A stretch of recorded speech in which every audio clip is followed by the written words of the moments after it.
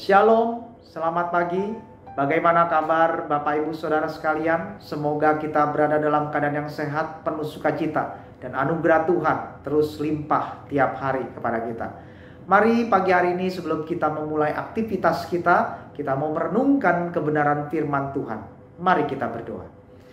Bapa dalam surga, terima kasih untuk hari yang baru yang Tuhan berikan kepada kami.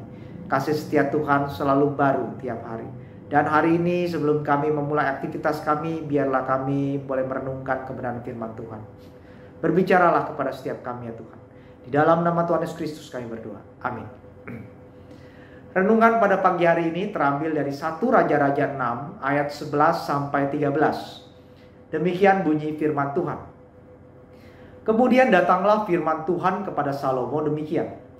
Mengenai rumah yang sedang kau dirikan ini, jika engkau hidup menurut segala ketetapanku dan melakukan segala peraturanku dan tetap mengikuti segala perintahku dan tidak menyimpang daripadanya, maka aku akan menepati janjiku kepadamu yang telah kufirmankan kepada Daud ayahmu, yakni bahwa aku akan diam di tengah-tengah orang Israel dan tidak hendak meninggalkan umatku Israel. Saudara bayangkan, ada seorang anak kecil yang biasa takut melewati sebuah jalan. Mungkin ada banyak anak-anak lain yang mengganggu dia. Tetapi hari itu, anak itu tidak takut. Dia berani melewati jalan tersebut. Kira-kira apa yang terjadi pada anak itu? Mungkin kita akan menduga bahwa ada sosok orang dewasa yang lebih besar yang menemani anak itu. Mungkin itu bapaknya yang menemani dia. Atau mungkin itu petugas keamanan yang sedang berjalan menemani dia. Sehingga dia tidak takut.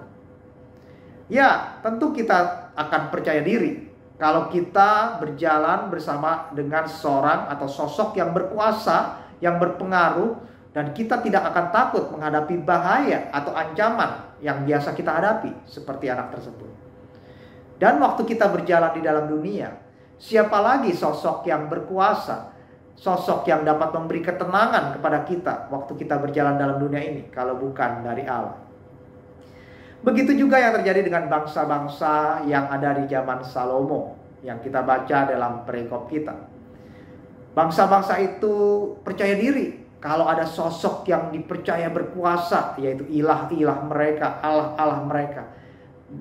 Allah itu bisa bersama dengan mereka.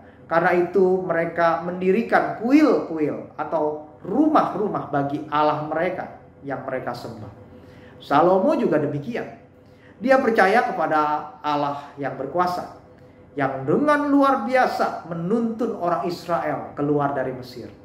Dan Salomo ingin Allah berdiam bersama dengan umat Israel, melindungi umat Israel, memberkati bangsa Israel.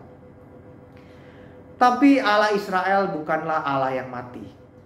Dia tidak diatur oleh pikiran manusia. Allah Israel berkata kepada Salomo, aku akan diam di tengah Israel, tidak meninggalkan Israel. Tapi ini bukan soal bait atau kuil atau rumah Allah yang megah. Ini adalah soal umat Israel apakah mau mengikuti perintah Tuhan atau tidak.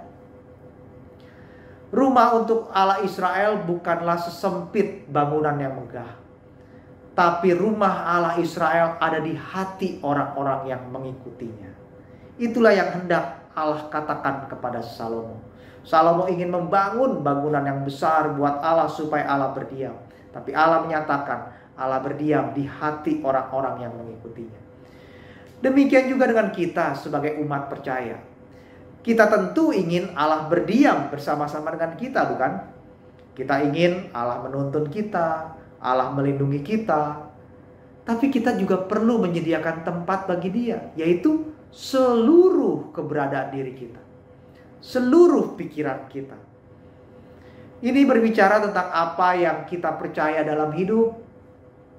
Apakah semua yang terjadi di dalam kendali Allah atau hanya sebuah kebetulan? Ini bicara tentang apa yang kita kejar, apa yang kita agungkan. Misalnya kalau saya kerja keras selama ini, apakah hanya untuk kesenangan saya saja atau ada sesuatu tujuan yang lebih besar, yaitu agar memperlihatkan bagaimana Kristus nyata dalam kehidupan saya. Jadi Bapak Ibu Saudara, menyediakan tempat bagi Tuhan adalah bagaimana pikiran kita sungguh-sungguh kita mau melihat kepada Tuhan. Kita percaya kepada Tuhan. Apa yang kita kejar di dalam hidup. Bagaimana kecondongan hati kita kepada Tuhan. Karena itu marilah kita selalu merapikan bait Allah ini. Yaitu segala keberadaan diri kita. Agar apa? Agar kemuliaan Allah senantiasa terpancar dalam kehidupan kita. Agar orang lain terinspirasi dan malah jadi diubahkan karena kehidupan kita memiliki terang. Karena Allah berdiam di dalam hidup kita. Mari kita hidupi kehidupan ini. Dan kita terus memberi terang bagi kemuliaan Allah. Mari kita berdoa. Terima kasih Tuhan. Di dalam setiap kehidupan kami boleh mengenal Tuhan yang berkuasa. Kami rindu Tuhan berdiam bersama dengan kami. Kami rindu Tuhan beserta dengan kami. Karena itu biarlah bait Allah ini, yaitu segala keberadaan diri kami persiapkan dengan baik. Dan kami hidup menurut perintah dan jalan. Terima kasih. Di dalam nama Tuhan Yesus Kristus kami berdoa. Amin.